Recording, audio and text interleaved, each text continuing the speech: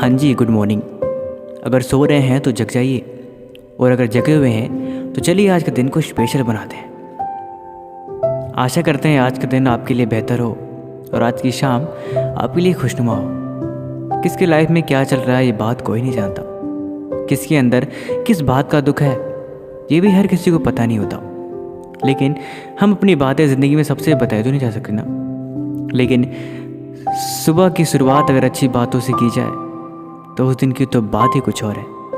क्योंकि किसकी कौन सी बात आपकी ज़िंदगी बदल के रख दे ये भी किसी को नहीं पता होता। ज़िंदगी सब जीते हैं और सब अपनी ज़िंदगी को खुशनुमा बनाना चाहते हैं। ज़िंदगी में टेंशन हो ऐसा कोई नहीं चाहता। लेकिन आजकल के दौर में किसी के अंदर सुकून कहाँ है। इंसान को सब कुछ मिल जाता है, लेकिन मन की सुकून और मन की शांति बहुत ही किस्मत वाले लोग ही पाते हैं। पैसा है तो मन में सुकून नहीं, दौलत है, शोहरत है, खुशियाँ हैं, लेकिन सबके साथ खुशियाँ और सुकून इन दोनों का आपस में कभी तालमेल बैठता ही नहीं है। आज हम आपको एक कहानी सुनाएंगे। उम्मीद है कि ये कहानी आपकी ज़िंदगी में एक बेहतरीन बदलाव ज़रूर लाएगी और उम्मीद है कि आपके लिए एक टर्निंग पॉइंट ज़रूर साबित होगी। एक फैक्ट्री के मालिक के बहुत बड़े बिजनेस कारोबार थे और वो वहाँ का बहुत बड़ा सेठ था। एक दिन वो अपने केबिन में बैठा हुआ था। पता नहीं क्यों उसके मन में अजीब सी बेचैनी हुई, ऐसी बेचैनी जैसे उसे घबराहट हो रही है। उसका दम घुटने लगा। उसे समझ नहीं आ रहा था कि ये क्या हो रहा है। उसने डॉक्टर को बुलाया और दवाइयाँ भी ली, गोलियाँ खाई, लेकिन फिर भी मन की शांति उसे मिली ही नहीं। उसे नहीं पता कि किस बात की बेचैनी उसे खाई जा रही थी। वो अपनी ऑफिस से छुट्टी लेके चुपचाप घर चला गया। घर गया तो कमरे में बैठ के टीवी खोली, लेकिन फिर भी मन को शांति नहीं मिली। वो सोचा कि चलो शाम का टाइम है, मैं बाहर कहीं घूम के आता हूँ। इस इरादे से उसने अपने कमरे से बाहर निकल के वॉक करने के लिए गार्डन में गया। शाम के टाइम थी और वो धीरे धीरे बागीचे में वॉक कर रहा था। वॉक करते करते घर से काफ़ी दूर निकल गया। दिमाग में उसके बहुत सारे ख्यालात आ रहे थे। बहुत सारी बातें सोचते हुए वो सुबह सुबह सोच दौड़ेगा, ये बात भी उसके दिमाग में आया। लेकिन फिर भी जब वो थक गया तो एक बेंच पे जाके बैठा। बेंच पे जब वो बैठा ही था कि उसका एक पैर का चप्पल एक कुत्ता लेके भाग गया। अब वो अपनी दूसरी चप्पल को अपने हाथ में पकड़े हुए उस कुत्ते के पीछे भागा। था तो अमीर इंसान, आखिर करे भी तो कैसे। लेकिन शाम का वक्त था और कोई वहाँ पे शायद उसका जान पहचान था नहीं, इसलिए वो दूसरी चप्पल को अपने हाथ में लेके उस कुत्ते के पीछे भागने लगा। कुछ दूर जाने के बाद देखा कि कुत्ता एक झोपड़ी के पास दूसरे वाले चप्पल को उसके रख के वो वहाँ से भाग गया। मालिक थोड़ा रुक के अब हाँफने लगा था कि चलो फिलहाल चप्पल तो मिली। अभी वो अपने दूसरे चप्पल के पास पहुँचा नहीं था कि उसे एक रोने की आवाज़ सुनाई दी। करीब से देखा तो उसे महसूस हुआ कि शायद झोपड़ी के अंदर कोई औरत रो रही है। वो थोड़ा सा सहम गया। उसे समझ नहीं आया कि आखिर ये क्या बात है। शाम का वक्त था। वो झोपड़ी के अंदर झांक के देखा तो सच में एक औरत एक बच्ची के पास लेट के रो रही थी। वो सहम गया, लेकिन फिर भी लोग उसे गलत न समझ लें, ये सब उसके मन में ख्याल आया और वो बिना कोई बातचीत किए वहाँ से दोनों चप्पल पहन के आगे बढ़ चला। कुछ दूर आगे गया तो ख्याल आया क्यों ना मैं उसे पूछ लूँ आखिर बात क्या है, क्यों रो रही है वो। सेठ मुड़ के आया और झोपड़ी के अंदर जाके बैठ गया। वो औरत बिल्कुल सहम सी गई कि ये क्या है।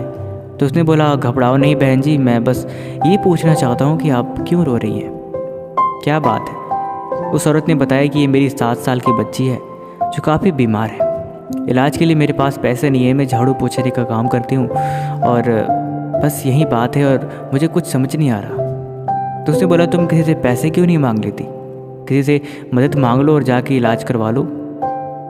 वो बोली, मैंने मदद मांग के देखी लेकिन कोई भी पैसे देने को तैयार नहीं है। तो उसने बोला कि तुम रोने से तो हल नहीं निकलता ना, रोने से समस्या का हल नहीं निकलता, तुम्हें कुछ न कुछ करना ही पड़ेगा। उसने बोला कि सुबह यहाँ से एक महात्मा जी गुजर रहे थे। मैंने उनसे बोला, महात्मा जी मेरी बच्ची बीमार है, मुझे कुछ पैसों का बंदोबस्त करना होगा। महात्मा जी बोले कि परमात्मा सबकी सुनता है, तुम झोपड़ी के बाहर सुबह शाम चद्दर फैला के बैठ जाया करो, वो तुम्हारी मदद ज़रूर करेगा। उस आदमी ने सोचा कि क्या बेवकूफ़ी है, ऐसे भला कभी किसी की मदद होती है। फिलहाल उसके मन में दया की भावना उत्पन्न हुई। उसने तुरंत ही एम्बुलेंस को फ़ोन लगाया और उसकी लड़की को एडमिट करवाया। इलाज में करीब 1.5-2 लाख रुपए खर्च हो गए। उसने बिल दे दिया, उसकी बच्ची ठीक हो गई और वो चुपचाप बच्ची ठीक होते ही उसकी माँ उसे बहुत सारा धन्यवाद और उसके पैरों पे गिर के रोने लगी। उसने बोला, ऐसा ना करो, ये मेरा धर्म था, ये मैंने बस कर दिया ऐसे ही, कोई बात नहीं, जाओ। उसकी बच्ची भी ठीक है, बहुत सारा उसने भी धन्यवाद बोला। और उस गरीब की बच्ची उस अंकल सेठ को गले लगा के वो भी रोने लगी।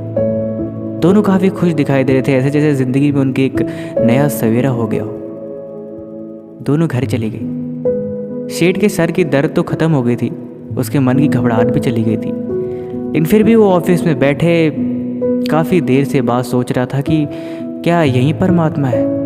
मैं तो भगवान पे कभी यकीन नहीं करता, लेकिन क्या ईश्वर ऐसे ही होते हैं?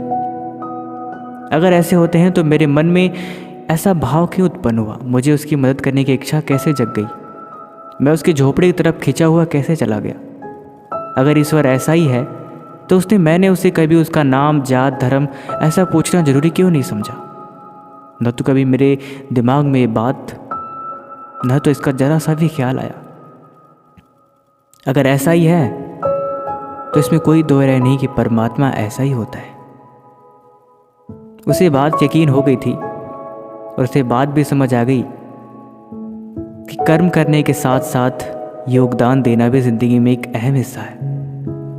उसे इस बात की अनुभूति हो रही थी कि इतना सुकून उसकी ज़िंदगी में पहले कभी नहीं मिला था जितना कि उसे तब सुकून की अनुभूति हो रही थी। उसने पहले भी बहुत सारे काम किए थे, लेकिन इस बारी का सुकून कुछ ज़्यादा ही स्पेशल था। बाकी आपको ये कहानी कैसी लगी हमें कमेंट बॉक्स में लिखना ना भूलें और इस चैनल को सब्सक्राइब कर लें। तब तक मिलते हैं आपसे अगले दिन सुबह के 8 बजे। Thank you so much. Have a good day.